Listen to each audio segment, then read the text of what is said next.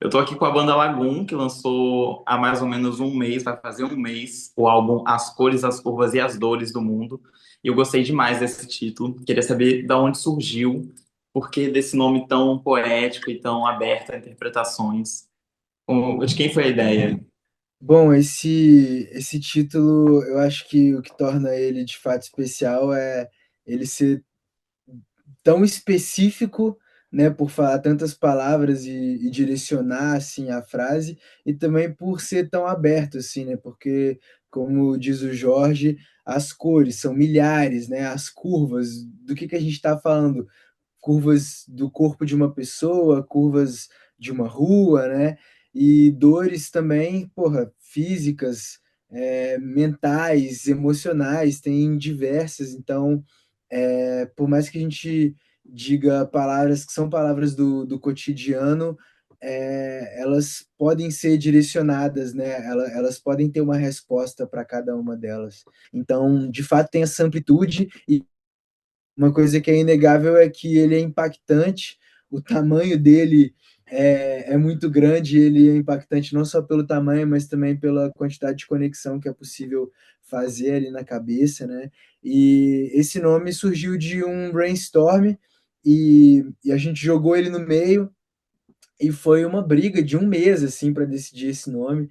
Ia, não ia, ia e voltava. E por fim, Zane e Jorge batalharam por esse nome. E a única coisa que eu e o Chicão pudemos fazer foi abaixar a cabeça e passar para a próxima bucha resolver, que era a ordem do disco. Então, a gente aceitou esse nome, mas a gente dá valor para ele. É um nome muito lindo e as pessoas gostaram bastante também. Tem outras versões, então, desse nome? Tem outras palavras que entrariam? Não, tem outros nomes. Quer ouvir para você dizer qual é o seu preferido? Sim, sim, fala.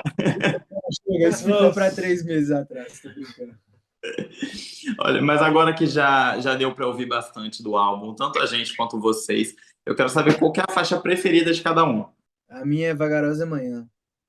Atualmente a minha é Baby Blue. Vida novela. Tô de olho. E a sua? Tô de olho. A minha, e é exatamente isso que eu queria falar, é as desvantagens de amar alguém que mora longe. Eu acho que é uma coisa que todo mundo já passou em algum momento da vida. E eu queria saber justamente se é sobre alguém específico ou se é sobre esse sentimento geral que todo mundo já passou. Ah, foi uma música escrita em grupo, né? Eu e mais dois parceiros, então acho que foi nessa mesma. Todo mundo ali já passou por isso em algum momento e a gente se conectou através das palavras ali para passar esse sentimento. Mas o Jorge pode relatar aí, fala aí, Jorge. Eu já tive um relacionamento, eu tenho, né? E aí passei 2 anos longe da pessoa, então eu lembro quando eu ouvi essa música assim a primeira vez e quando ela ia tomando forma, o negócio me pegava de um jeito que eu vou te falar, viu? Acho que é só quem já passou por isso e sabe da intensidade tanto da hora do encontro quanto da hora de despedir, sabe o tanto o poder emocional que essa música tem. Incrível.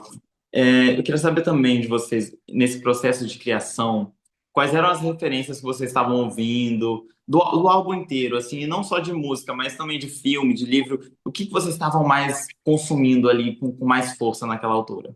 Eu lembro de estar ouvindo Joy Division, eu estava meio obcecado pelo filme, chama Control, é um filme sobre o Ian Curtis, né, que é o vocal do Joy Division, então eu lembro de estar ouvindo bastante e pensando bastante sobre isso.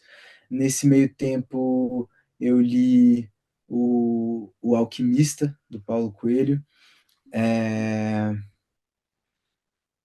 deixa eu ver o que mais. Vi a série Ruptura, Acho que o The Specials também estava em alta enquanto a gente estava fazendo o disco. The Specials. É muito difícil, escuta tanta coisa. Eu acho que isso reflete um pouco do que é o álbum também, de tipo assim, a gente escuta tanta coisa, tanta música diferente mesmo, de estilo, de tudo, que eu acho que acaba refletindo né, no que é a gente também como banda, sabe? De tipo tem coisas que para mim tem ali que talvez para os meninos não tenha, sabe? Tipo, pô, tem um curumim ali que eu puxei de não sei aonde, tem não sei o que, eu sempre falo esses dois, o Chet Faker, que eu puxei não sei da onde para Baby Blue ali. Então eu acho que essa misturinha que é a parada, sabe? Dessa banda. Eu acho que é isso mesmo que constrói essa relação, né? Esse sentimento de relação com as músicas, vendo da parte do público. É sentir também essas referências que estavam em alta e que a gente também, de uma certa forma, estava consumindo, direta ou indiretamente. Mas, pelo que eu entendi, esse álbum ele fala muito sobre um olhar para a realidade. Eu queria saber se é uma espécie de comentário, resposta a essa avalanche de inteligência artificial que a gente está vivendo, ou se é uma outra espécie de realidade. Qual que é essa realidade que vocês falam no álbum? Eu acho que naturalmente uma reação a isso, né? Como artista, assim, a gente está inserido nesse mundo cheio de tecnologia, né? Onde o lazer está envolvido com o celular, onde o estudo está envolvido com o celular, onde o trabalho está envolvido com o celular. Então é muita coisa concentrada na palma da sua mão, né? E eu acho que eu comecei a perceber o quanto, em alguns momentos, isso não fazia bem de maneira inconsciente até, e comecei a buscar mais coisas que são possíveis de ver aqui, de tocar aqui, né, no mundo real, de olhar para nossa cidade com outros olhares. Comecei a vir para o estúdio de bicicleta, a pé, e começar a pegar viagem em coisas mais do mundo real, sabe? Então, acho que é uma reação de uma maneira até inconsciente, assim, né? A gente começou a falar mais sobre isso entre nós. Jorge deletou o Instagram, eu e Zane, a gente volta e meia também apaga o aplicativo e fala sobre isso e o quanto faz bem, o que que faz mal, né? Então, acho que vem como uma reação, sabe? Às vezes consciente, às vezes inconsciente. Eu acho que a gente traz para o consciente quando a gente vai falar sobre, quando a gente vai escrever sobre o álbum para divulgar o álbum e a gente começa, porra, eu tô falando disso, eu não tinha me ligado ainda, né? Tem frases ali como a força do para sempre está no agora, que é uma frase da música Vagarosa Manhã. A própria Vagarosa Manhã, eu acho que ela é muito isso, sabe? Percebendo o gosto azedo da maçã, percebendo o tanto de livro que eu podia ter lido nesse tempo e não li, sabe? Então, é sim. Interessante. Eu acho que depois dessa entrevista eu vou até ouvir o álbum de novo, já com essas perspectivas de vocês, para ver o que bateu, né? Comparar o que eu tinha pensado antes e tendo essa ideia da perspectiva de vocês. Mas eu vejo muita gente falando a cada álbum que vocês lançam sobre o amadurecimento de vocês enquanto artistas. E eu queria saber se nesse álbum vocês sentem isso também. Assim, um olhar de vocês, um olhar para dentro. Se esse álbum acrescentou alguma coisa nessa caminhada artística de vocês. Para mim, sim. Para mim, eu acho que representa isso. Eu acho que é natural, né? A gente vai ficando mais velho, a gente vai lendo mais livro, a gente vai fazendo mais coisa e a gente vai ficando mais maduro. E eu acho que esse álbum sintetiza muito bem isso, assim. A gente descobriu muito disso depois do fim, mas eu acho que isso vai se perdurar pela carreira, sabe?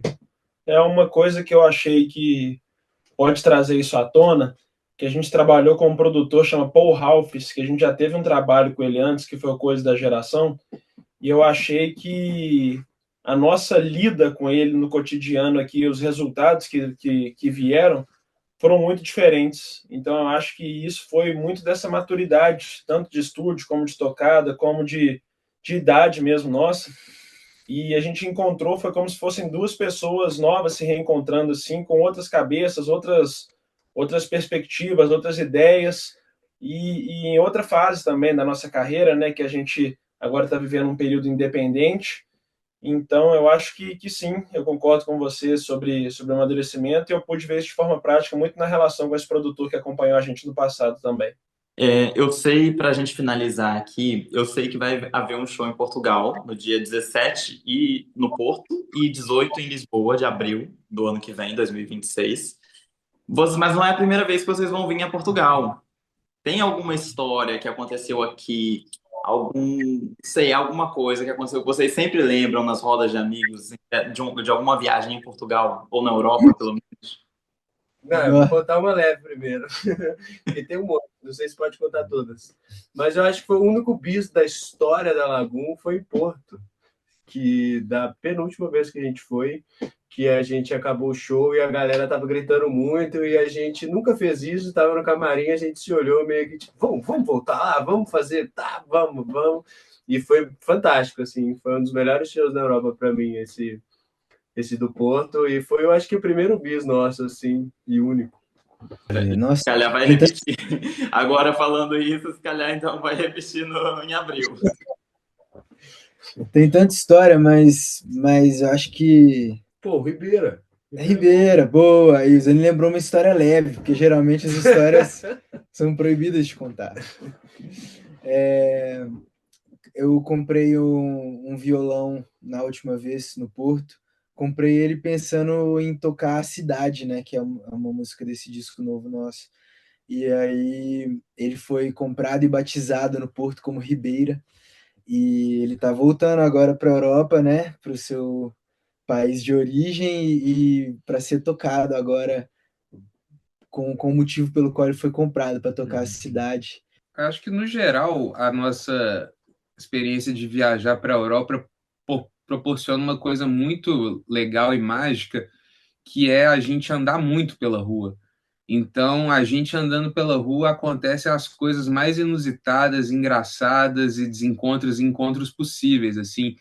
Então, é muito engraçado, porque às vezes no Brasil você tem todo um protocolo de hotel para o show, aeroporto, hotel, não sei o quê. E lá no Porto, por exemplo, dessa vez a gente ficou num hotel bem próximo, assim, e eu lembro que a gente tinha passado o dia inteiro andando pela rua, e a gente teve que voltar, assim, quase perto da hora do show, e no que a gente vai indo, assim, pessoa que está indo para o show também encontra a gente, e pode tirar uma foto? Pode, e tal. Então, eu acho que quebra uma magia, mas ao mesmo tempo bota a gente em outro lugar e proporciona esses encontros com a galera e pode escutar deles. Às vezes, muitas das histórias são de brasileiros que estão há muito tempo fora de casa e que escutar a gente, estar presente no show, é um alento, é uma coisa gostosa de estar. Então, eu acho que esse contato que a gente tem por estar andando muito na rua, por estar em contato com as pessoas na Europa é muito mágico, é bem legal. Eu acho que todo mundo, todos os fãs aqui da Europa devem estar muito animados e muito ansiosos para ouvir esse álbum novo ao vivo. Eu vi que vocês quiseram trazer uma pegada mais ao vivo para ele já, mas eu acho que ele ao vivo realmente vai ser algo incrível. Estou muito ansioso. Agradeço muito a entrevista de vocês e o tempo de vocês. Se quiserem deixar um recado para os fãs de Portugal, agora a hora é agora. Só um abração para os fãs de Portugal mesmo. Estamos ansiosos para voltar aí. E vai ser um prazerão mais uma vez essa passagem pela Europa toda. Estamos ansiosos. Um abraço e um beijo na testa de todos. Um beijão então para vocês. Muito obrigado mais uma vez e até a próxima.